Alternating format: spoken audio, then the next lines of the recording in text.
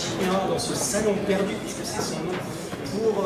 on a presque pu faire cette table ronde à l'extérieur, finalement, vu le sujet. On aurait été aussi bien dans le parc du cours, puisque nous allons partir en forêt, figurez-vous, avec nos auteurs. Nous allons voir ces forêts sous différents angles, sous différents aspects. On verra que certaines sont plus protectrices que d'autres, ou les deux à la fois. On verra au fur et à mesure des discussions avec les uns et les autres. Le premier qui va être passé à la question, eh bien, c'est l'auteur de l'année, en quelque sorte, le coup de cœur des Imaginales, David Brie. Eh oui, je ne vais pas te ménager dès le début. David Brie, avec ce roman que nous avons tous remarqué l'an passé et nous avions tous eu envie de défendre à cette époque-là, et puis que Stéphanie a encore plus aimé que nous et qui l'a poussé à te proposer d'être le coup de cœur cette année, donc Que passe l'hiver. Ou alors le cadre est plutôt une clairière à l'origine, mais qui dit clairière dit forcément une forêt pas trop loin autour. Avant qu'on rentre dans le détail, comment est né cet univers si particulier de Que passe l'hiver et dans quel contexte l'histoire se déroule-t-elle? Alors Que passe l'hiver, c'est effectivement un roman qui se passe dans un monde qui s'appelle La Clairière, qui est un monde qui est clos, complètement clos.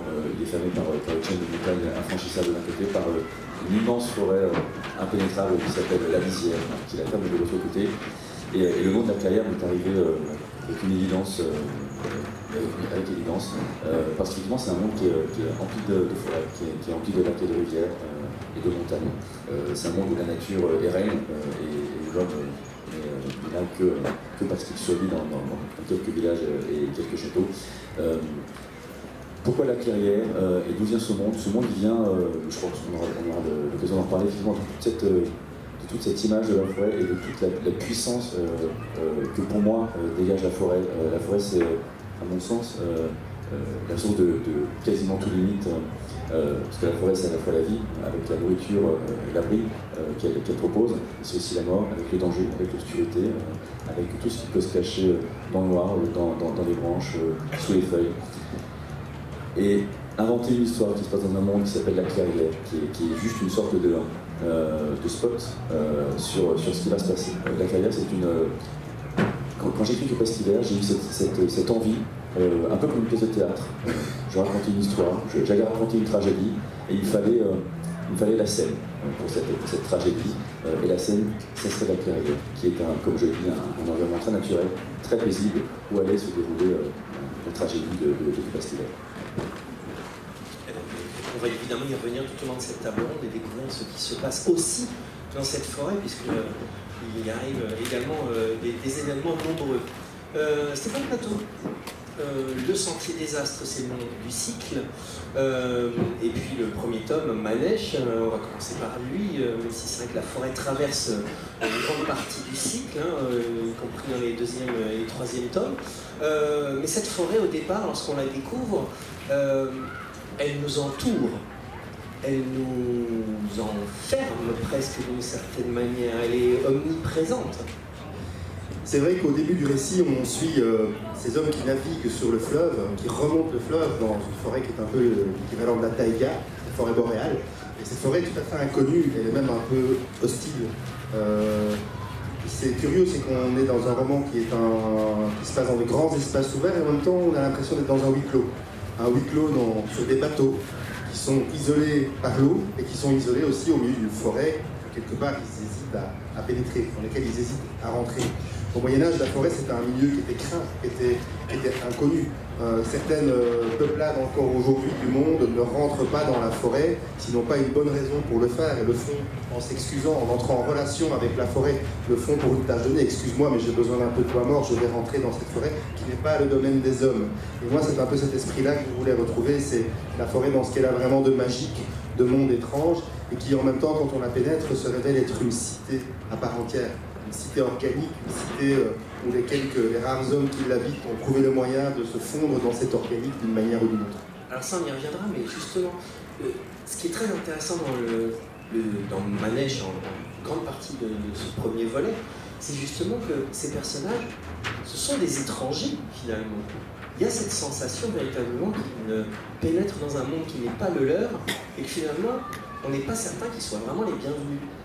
Mais oui, même le barde de l'expédition, la première fois où il chante sur la berge, au bord de la forêt, hésite à le faire et chante en douceur, parce que c'est la première fois que la forêt entend sa voix et qu'il ne veut pas la brusquer. La voix des bardes, évidemment, est une voix complètement reconnaissable. Donc, ils sont des étrangers, ils doivent se faire à cet univers. Au départ, ils ne sont pas sûrs d'ailleurs de quitter vraiment leur bateau. Et en effet, ils ont aussi le sentiment que la forêt abrite des choses anciennes. Et ça, c'est l'autre puissance de la forêt, c'est qu'elle peut dissimuler les mythes anciens. Et c'est exactement ce qu'elle fait dans les Sentiers des Astres. Elle dissimule les anciennes puissances, les géants, les dieux, des choses qui sont à la fois terreur, fascination, qui nous dépassent complètement. Et donc, effectivement, c'est dangereux d'entrer dans la forêt.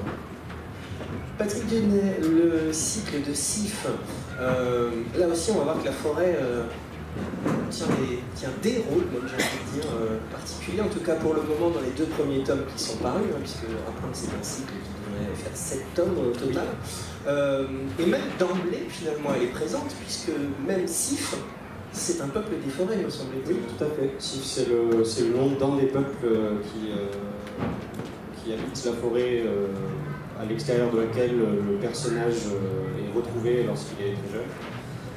Et donc, comme on ne sait pas trop comment l'appeler, on l'appelle Sif, du nom de ce peuple-là. Effectivement, Sif, le personnage lui-même est sorti de la forêt. D'ailleurs, la thématique de la forêt, c'est quelque chose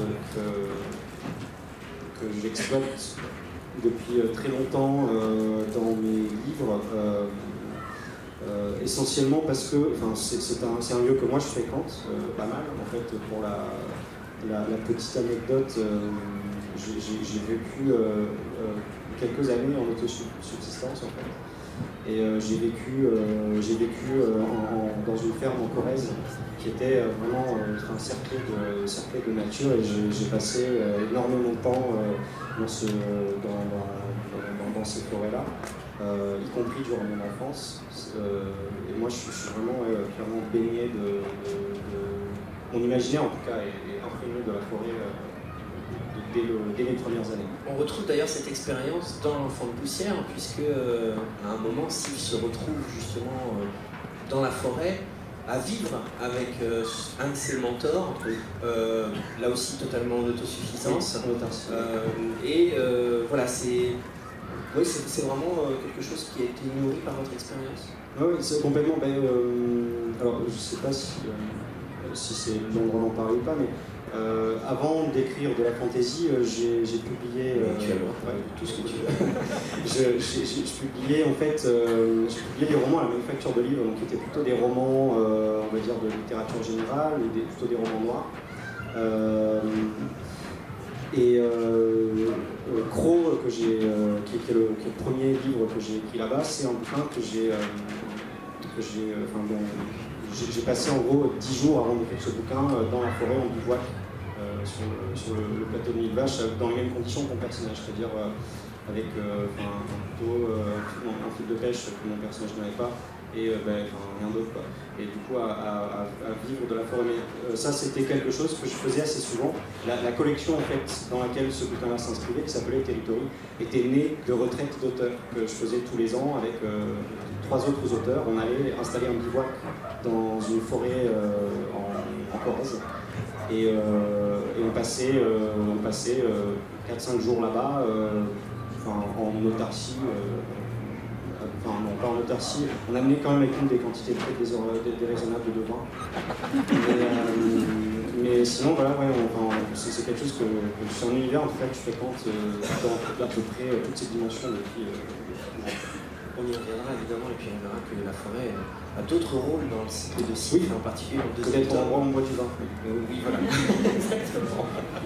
Colin Hine, dernier auteur à notre table, alors auteur qui nous arrive pour la première fois aux Imaginables, premier roman qui porte ce très beau titre de La forêt des araignées tristes.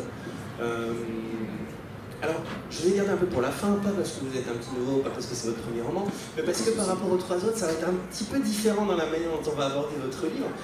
La forêt, elle est dans le titre, elle est dans le roman, mais elle n'y tient pas forcément autant de place que ça peut être pour vos petits camarades. En revanche, elle est un enjeu, et elle est même un des enjeux centraux de cette histoire.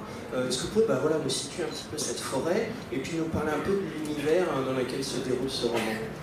Oui, alors moi j'avais effectivement envie de raconter une histoire dans un univers steampunk. Et steampunk, ça se dit aussi, on dit aussi en français rétrofuturisme, donc on a un peu ce mélange d'avenir et de passé.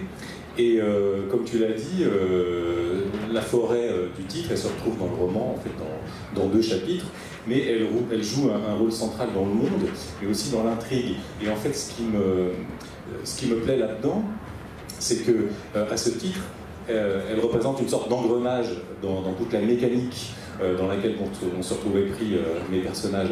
Et à ce titre, la mécanique, l'engrenage, et ben là on a quelque chose de moderne, on a quelque chose d'urbain, on a quelque chose plutôt de futuriste qui intègre une forêt, donc dans ce cas-là de sauvage, de primal. Alors en plus, comme c'est un univers fantastique, moi je trouve que la forêt c'est génial, hein. D'un point de vue scénaristique, n'importe quel cerveau malade comme le mien peut inventer des créatures plus fantasques les unes que les autres.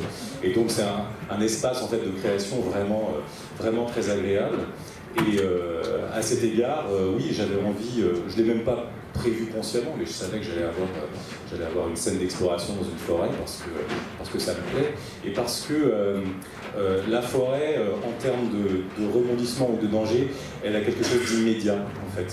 Elle a quelque chose de constant, c'est-à-dire que le danger, il peut être caché derrière le prochain arbre en réalité. On ne sait pas ce qu'on a autour de soi, on est un peu toléré, en tout cas dans mon roman, par la forêt. Et ça, c'est quelque chose qui, d'un point de vue narratif, me paraît très intéressant, quelqu'un qui me plaît beaucoup. Et là,